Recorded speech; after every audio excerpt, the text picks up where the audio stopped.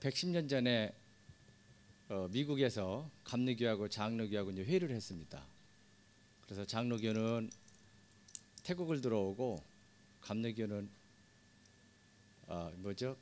장로교는 태국으로 들어오고 감리교는 이제 말레이시아로 들어갔다 그래요.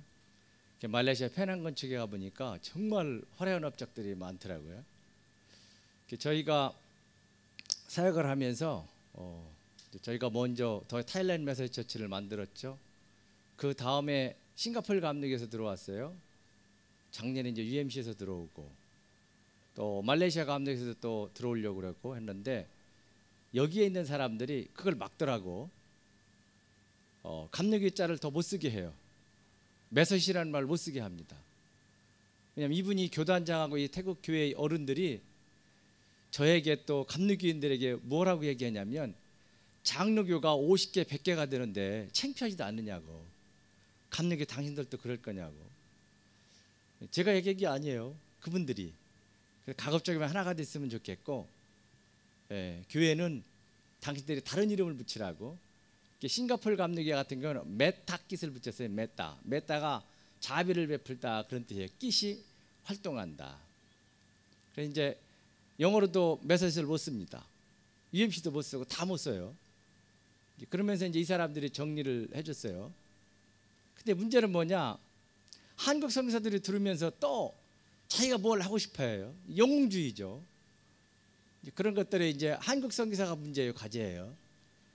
뭐 선교사가 힘이 있느냐? 아니 하면 또 되겠죠. 안 되는 것도 없고 되는 것도 없지만 그런데 이제 이게 참 우리가 풀어야 될 과제인 것 같고요. 왜냐하면 이것도 다 신학과 관계되기 때문에 그래서 저는 선교 현장에서의 신학교육과 신학화 과제 거창합니다. 근데 10분 동안이기 때문에 우리 시니어 선교사들의 앞으로 다뤄야 될 과제다라고 생각을 해서 그냥 툭툭 던지기만 하겠습니다. 그리고 정리한 것도 없고 죄송합니다. 푸른 물에 나온 것도 없고 왜냐하면 우리가 계속 연구해야 될 과제이기 때문에 선교 전략에 관해서 불교권이면 불교권, 이슬람권이면 이슬람권 아니면 이 종교가 다르다면 그 한 나라에서 사역하는 선교사들이 이게 보니까 10년, 15년쯤 돼야 이런 얘기가 통하겠더라고요. 문화와 세계관을 연구하고 여기에 맞는 선교 전략을 세우는 일들을 한번 시니어들이 좀 다뤄봤으면 좋겠다 하는 면에서 이걸 좀 생각을 해봤고요. 그 다음에 또 제가 고민하고 연구하고 고민해야 될 선교 현장의 신학화 과제는 무엇인가? 상황화의 과제라고도 볼 수가 있죠. 첫 번째 생각한 것은 어떻게 하면 그 나라의 예수 그리스도의 복음의 진리를 이 사람들이 알아듣기 쉽게 잘 전달할 수가 있을까? 이거에 대한 접촉점은 없는 것인가? 이것도 우리가 연구를 해봐야 될 과제라는 거죠. 저 같은 경우에는 만들어낸 말 중에 하나가 이 사람들에게 태국 사람들과 늘 나누는 거예요. 이 말은 선교사 혼자 해야 될 문제가 아닙니다. 선교사와 선교사끼리 해야 될 문제가 아니고 물론 선교사와 선교사가 제일 먼저 통일돼야 되지만 현지인이 들어와야 된다는 거죠. 현지인들이 어떻게 생각하는가? 그리고 이들이 이게 과연 맞는 말인가? 그리고 우리가 이것을 정리를 해줘야 된다는 거예요. 이 사람들의 왕을 너무너무 신처럼 잘 섬깁니다.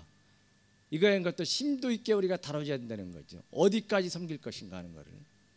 왜냐하면 선교사들은 무비판적으로 받아들이는 분들은 저 사람은 천국 가봐야 돼. 왕을 믿었는지 주님을 믿었는지 이런 분들도 사실 있거든요. 그래서 이러한 신학화 작업들 저 같은 경우 예수 그리스도의 복음이 정말 이 사람들 속에 어떻게 증거될 수 있을까? 여기에도 그런 요소들이 있어요. 누구죠? 리차드 그분은 구속적 유비라는 말을 썼는데 예를 들면 불교에 3가지 교리가 있고 5가지 계명이 있습니다. 십자가와 비슷합니다. 이걸 착용했더니 복음을 증거해 너무너무 쉽게 이들이 이해하고 받아들이는 걸 봤어요. 근데 사역률을 가지고 해봤더니 너무 어려워요. 이러한 문제들.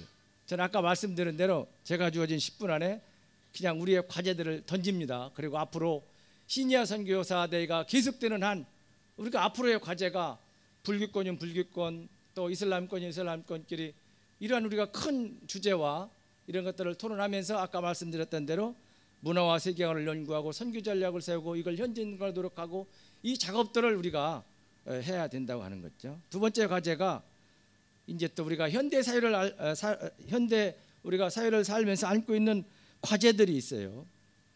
저 같은 경우도 이제 태국 목회를 합니다. 그래서 물어보면 이제 신상 파악을 먼저 하면 통과하는 사람이 많아요. 이거에 대해서 그 사람들이 저를 쳐다봅니다. 그래서 이 사람은 동거하는 거에서 결코 용납하는 분위기가 아니구나 그러면 안 나옵니다. 교회 뭐 연락도 안 와요. 이러한 문제들을 우리가 어떻게 다뤄줄 것인지, 또 이혼에 관한 문제들, 현대가 우리가 안고 있는 우리의 신학적인 숙제예요. 또 여러분이 매스컴을 통해서 보신 대로 태국이 그 낙태 문제 때문에 상당히 혼란을 겪고 있습니다. 불교와 타종교에서는 얘기를 하는데 기독교에서는 지금 무응답을 하고 있습니다. 물론 소수기 때문에 그런 건 있습니다만 이것도 우리가 다뤄야 될 문제라는 거죠. 그리고 현대에 들어오면서 여러분 우리가 다 찔리는 문제입니다. 복사를 마음대로 합니다. 이건 그럼 떳떳한 거냐? 복사 허가를 받고 해야 되는데 이런 문제는 또 어떻게 다룰 것이냐? 이런 것들도 우리가 해야 될 것 같고요. 그 다음에 세 번째는 신학의 적절한 균형이라는 거죠. 아까 우리 박세영 목사님께서 말씀하신 대로 정말 부활신앙만 강조할 거냐? 예수 믿으면 복 받는다, 복 받는다. 어떤 분들은 복 그만 받아도 되는데 중국계 같은 경우 그렇게 얘기합니다. 사실이거든요 이게. 그렇다면 기독교에서 너무 주일날 안 나와도 좋고 무월날도 좋고 이 사람들 말에 양아의 꺼디 벌써 2분 남았네. 십자가 신학과 부활신을 어떻게 잘 조화를 이룰 것이냐. 그 다음에 그 교회 의식에 있어서 교회 생활에 있어서 세례 같은 경우에 선교 현장마다 다 다르거든요. 우리가 여기서도 이제 저는 이건 세례 하나는 태국 감독에는 분명히 정했어요. 물세례하고 침례하고 동시에 하라. 상황에 맞춰서. 장례 문화 같은 것도 있고요. 목사 안수식 같은 것도. 저는 이걸 축제로만 여기는데 한국 목사는 당신 이거 목사 축제를 말이야 장난하는 거야? 혼났습니다. 현지인들이 이게 축제로 여기는데 이러한 문제들 다른 문제 많지. 성찬식 같은 것도 마찬가지고. 어떻게 하면 거룩하고 진지하게 예수님의 정신을 이어받을 것인가? 가운의 문제, 결혼식의 문제, 교회 건물에 관한 것도 마찬가지고요. 서구 스타일의 교회를 그냥 쓸 것인가? 아니면 태국 현지인이 맞는 정말 태국적인 이 교회를 만들어 줄 것인가? 그렇다고 해서 그냥 뭐 불교식으로 만들려는 건 아니죠. 천주교가 이걸 실패했어요. 이 나라에서.